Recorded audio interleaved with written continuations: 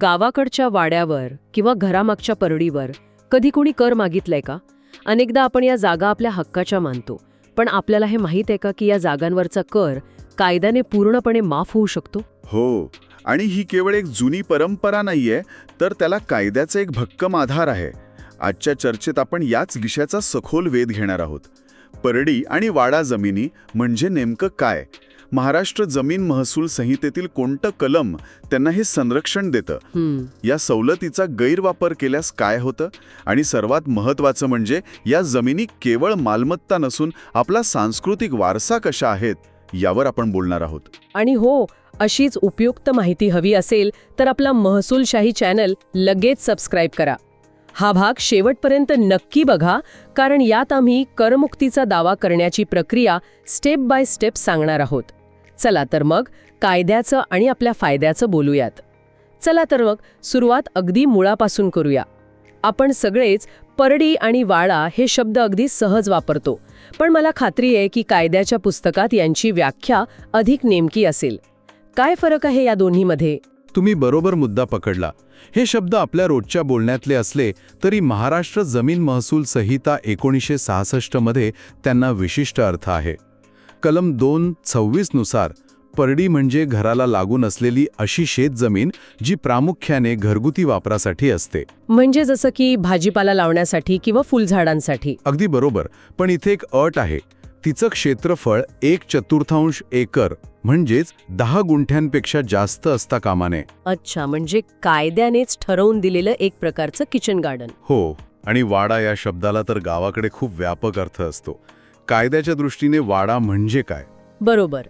कायद्याच्या कलम 244 नुसार वाडा म्हणजे गावातील अशी मोकळी जागा जिचा वापर केवळ शेती किंवा शेतीशी संबंधित कामांसाठीच केला जातो. उदाहरणार्थ जनावरं बांधणं, शेतीची अवजारं ठेवणं किंवा मग धान्य, चारा, खत यांची साठवणूक करणं. महत्त्वाचं म्हणजे ह्या जागा म्हणजे केवळ मोकळे भूखंड नाहीत, तर त्या आपल्या ग्रामीण जीवनशैलीचा आणि सामाजिक रचनेचा एक अविभाज्य भाग आहेत. हे स्पष्ट झालं. आता त्या सर्वात महत्त्वाच्या मुद्द्याकडे येऊया, ज्याचा उल्लेख आपण सुरुवातीला केला, करमाफी. या जमिनींवर कर लागत नाही हे ऐकायला खूप चांगलं वाटतं, पण यामागे नेमकी कायदेशीर तरतूद काय आहे? यामागे आहे महाराष्ट्र जमीन महसूल संहितेमधील कलम 125. कलम 125.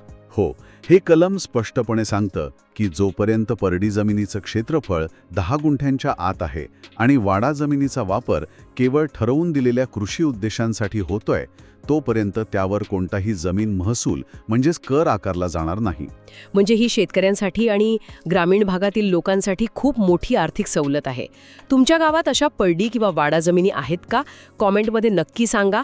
आणि अशीच कायद्याची अचूक माहिती मिळवण्यासाठी महसूलशाही चॅनलला सबस्क्राईब करायला विसरू नका.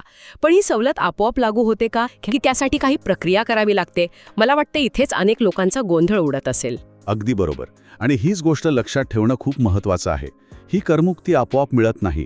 क्विक फॅक्ट सांगतो, कायद्यानुसार जिल्हाधिकाऱ्यांकडून त्या जागेची तपासणी केली जाते आणि जागेचा वापर योग्य कारणांसाठी होत असल्याची खात्री झाल्यावरच ती करमुक्त म्हणून निश्चित केली जाते. अच्छा. या तरतुदीचा मूळ उद्देशच लहान शेतकऱ्यांवरील आर्थिक भार कमी करणं हा आहे. पण अनेकदा असं होतं की जागा माझी आहे, मी काहीही करू शकतो, या भावनेतून लोक या सवलतीचा गैरफायदा घेतात. मग या परडी किंवा वाडा जमिनीवर जर कुणी एखादं दुकान टाकलं किंवा राहण्यासाठी एखादी खोली बांधली तर कायदेशीर अडचण येते का? माझ्या अनुभवातून सांगतो, हा सर्वात मोठा आणि तितकाच खर्चिक ठरू शकणारा गैरसमज आहे. अरे बापरे. हो, कायदा जागा मालकीचा हक्क देतो, पण तो अमर्याद नसतो.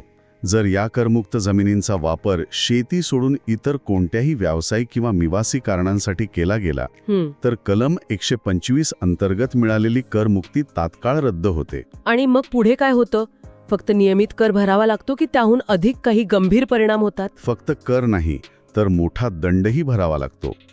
कायद्याच्या कलम 44, 45 आणि 67 नुसार त्या जमिनीवर पूर्वलक्षी प्रभावाने अकृषिक कर म्हणजे नॉन ॲग्रिकल्चरल असेसमेंट लावला जातो. अच्छा. इतकंच नाही, तर बेकायदेशीर वापरासाठी मोठा दंडही आकारला जातो. पुण्याजवळच्या एका गावातला एक किस्सा आहे. एका शेतकऱ्याने त्याच्या 8 गुंठे परडी जमिनीवर एक छोटंसं दुकान सुरू केलं. मग जेव्हा ही गोष्ट प्रशासनाच्या लक्षात आली तेव्हा तहसीलदाराने त्याला केवळ अकृषी करच नाही तर जबर दंडही लावला. त्या छोट्याशा चुकीमुळे त्याला मोठा आर्थिक फटका बसला. बापरे, म्हणजे कायद्याची माहिती नसणं किंवा त्याकडे दुर्लक्ष करणं खूप महागात पडू शकतं.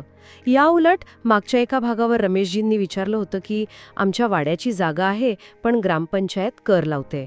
अशीही काही प्रकरणं असतील जिथे जागा योग्य कारणासाठी वापरली जात आहे पण तरीही कर लागतोय.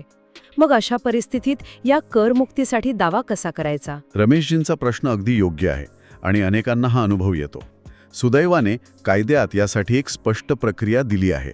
आपण ती स्टेप बाय स्टेप समजून घेऊया. हो, सांगा. पहिली पायरी आहे अर्ज करणे.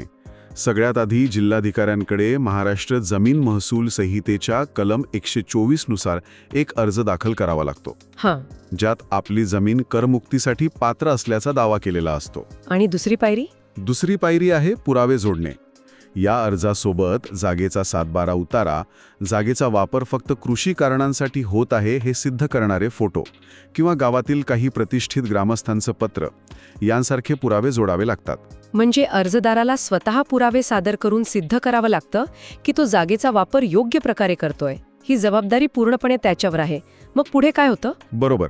तिसऱ्या पायरीत अर्ज मिळाल्यानंतर जिल्हाधिकारी स्वतः किंवा त्यांचे प्रतिनिधी जसे की तहसीलदार त्या जागेची एक संक्षिप्त चौकशी करतात, ज्याला समरी एन्क्वायरी म्हणतात. म्हणजे ते प्रत्यक्ष जागेवर येऊन पाहणी करतात? हो, करू शकतात. चौथ्या पायरीत ही चौकशी पूर्ण झाल्यावर जिल्हाधिकारी ती जमीन करमुक्त आहे की नाही याचा लेखी निर्णय देतात. आणि समजा कुणी या निर्णयावर समाधानी नसेल तर? पाचवी पायरी म्हणून त्या निर्णयाच्या विरोधात 2 वर्षांच्या आत वरिष्ठ अधिकाऱ्यांकडे अपील करण्याचा हक्कही कायद्याने दिला आहे. ही माहिती खूपच महत्वाची आहे. ही प्रक्रिया तुम्हाला समजली का? कमेंटमध्ये नक्की लिहा. महसूलशाही तुम्हाला अशीच कायदेशीर माहिती सोप्या भाषेत देत राहील. ही प्रक्रिया तर खूपच स्पष्ट आहे.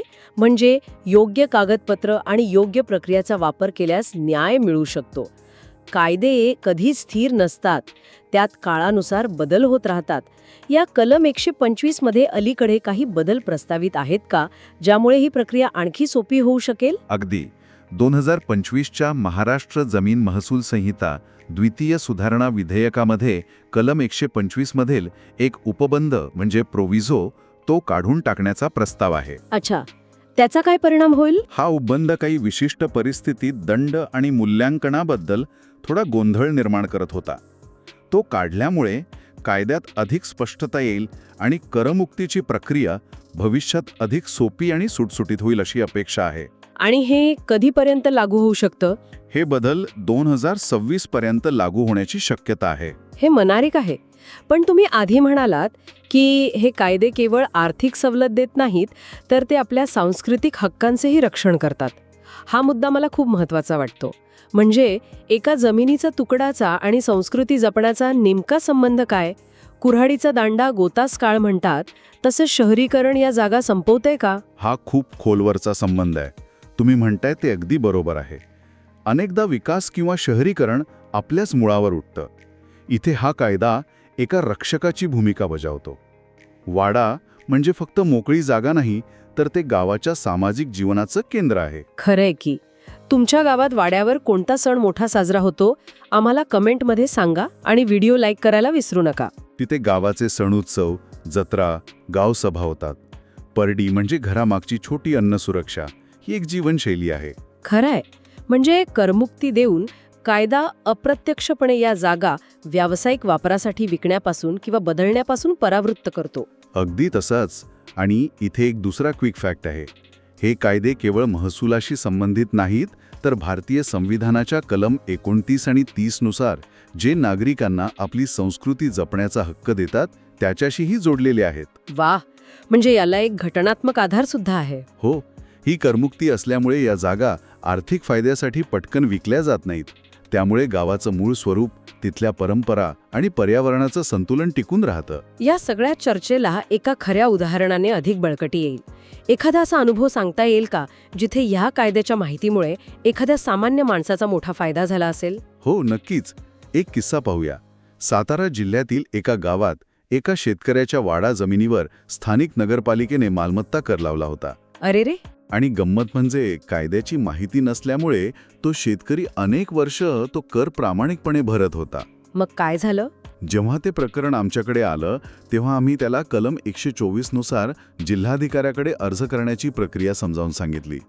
त्याने अर्ज केला, जागेच्या वापराचे पुरावे सादर केले, जिल्हाधिकाऱ्यांनी रीतसर चौकशी केली आणि हे सिद्ध झालं की ती जागा फक्त आणि फक्त शेतीशी संबंधित कामांसाठीच वापरली जात होती. आणि मग निकाल त्यांच्या बाजूने लागला. हो, चौकशी अंती जिल्हाधिकाऱ्यांनी ती जागा कलम 125 नुसार करमुक्त असल्याचा स्पष्ट निर्णय दिला. त्या एका निर्णयामुळे त्या शेतकऱ्यावरील हजारो रुपयांचा कराचा बोजा कायमचा दूर झाला. वा. कायद्याच्या एका कलमाच्या माहितीमुळे त्याला केवढा मोठा दिलासा मिळाला. वा. म्हणजे कायद्याची माहिती असेल तर मोठा त्रास वाचू शकतो. ही माहिती इतरांपर्यंत पोहोचावी यासाठी हा व्हिडिओ तुमच्या गावातल्या व्हॉट्सॲप ग्रुपवर नक्की शेअर करा. आजच्या चर्चेतून आपण परडी आणि वाडा जमिनींबद्दलच्या केवळ कायदेशीरच नाही तर सामाजिक आणि सांस्कृतिक पैलूंनाही स्पर्श केला. हो, थोडक्यात सांगायचं तर आपण परडी आणि वाडा जमिनींची कायदेशीर व्याख्या समजून घेतली. बरोबर. कलम 125 नुसार मिळणारी करमुक्ती, तिचा गैरवापर टाळण्याचं महत्त्व आणि हक्क मिळवण्यासाठीची प्रक्रिया आपण सविस्तरपणे पाहिली. आणि सर्वात महत्त्वाचं म्हणजे या जमिनी आपल्या ग्रामीण परंपरेचा आणि वारसाचा अविभाज्य भाग कशा आहेत हे आपण जाणलं. खरंच ही माहिती म्हणजे केवळ कायदेशीर सल्ला नाही तर आपल्या हक्कांसाठी आणि आपला वारसा जपण्यासाठी एक साधन आहे. लक्षात ठेवा, सरकार कायदे आणि योजना आणतं, पण त्याची माहिती घेऊन आपल्या हक्कांसाठी जागरूक राहण्यातच खरी ताकद आहे. आपली जमीन, आपला वारसा याची जबाबदारी आपलीच आहे. तुम्हाला महसूल आणि कायद्यांबद्दल अशीच सोप्या भाषेत माहिती हवी आहे का? मग आपला महसूलशाही यूट्यूब चॅनल खास तुमच्यासाठी आहे. लगेच सबस्क्राईब करा. पुढच्या भागात कोणत्या विषयावर माहिती हवी आहे हे कमेंटमध्ये सांगा. अधिक चर्चेसाठी आमच्या व्हॉट्सॲप आणि टेलिग्राम ग्रुपमध्ये सामील व्हा. लिंक डिस्क्रिप्शनमध्ये आहे. हा व्हिडिओ आपल्या गावातल्या व्हॉट्सॲप ग्रुपमध्ये जरूर फॉरवर्ड करा, जेणेकरून ही महत्त्वाची माहिती सर्वांपर्यंत पोहोचेल. आजचा हा भाग कसा वाटला हे कमेंट करून नक्की कळवा. आवडला असेल तर लाईक आणि शेअर करा. आज इथेच थांबूया. लवकरच भेटू पुढील भागात. धन्यवाद. जय महाराष्ट्र.